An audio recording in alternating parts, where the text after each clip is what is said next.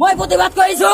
আজি অন্যায় পাইছো আজি আমার পবিত্র রমজান আমার ঈদ মোবারক আজি ঈদ আমার শিলা দত্ত ডাঙ্গরিয়া আজি কি কারণে তো কইলে যে তো অবিলম্ব বলি কে তো কি কইলে আমার বাংলাদেশি বলি কইয়া থাকে অসমত খিলিন যে মুসলমান কেতিয়া নকয় দেখে তো কয়েছে যে এখর ভিতর 97% যে মানুষ বাংলাদেশি তে তো লাড়ি চাষ করি তে তো বাংলাদেশে পড়াবো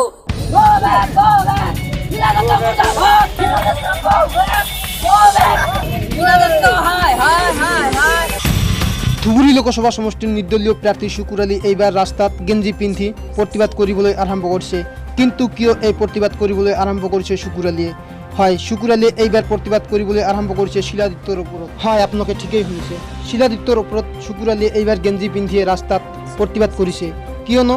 শিলাদিত্যই কোৱা কিছুমান কথা, মুছলমানসকলক লৈ কোৱা কিছুমান কথা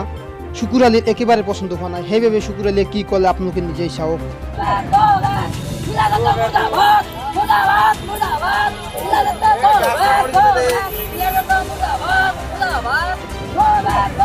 প্রতিবাদ করেছো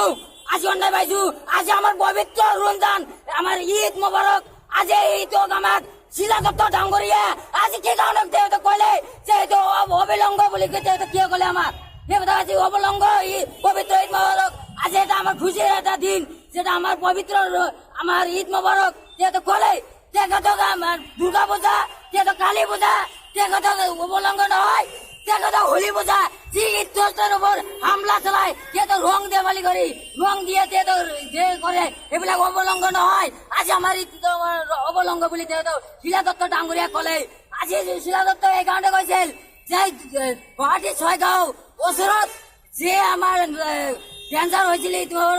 সেইবিলাক কাৰণে কৈছিল কিন্তু এইটো পারমিশন কিয় দিলে ছিল আরক্ষী কিয় পারমিশন দিলে আমার ক্যান্সার কারণে আর কেউ তো কিয় করলে এইবিলাকে মানুহ নাই আৰু কেউ তো কৈছে যে বাংলাদেশি বলি কয়ে থাকে অসমত খিলিন যে মুসলমান কেতিয়া নকয় দেখে তো কয়েছে যে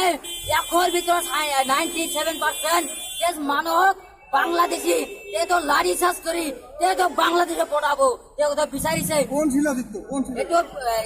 বিজেপির এমএলএ শিলা দত্ত ডাঙ্গরিয়া কৈছে যে হজার এজন বিধায়ক এখানে মন্তব্য দিয়েছে যে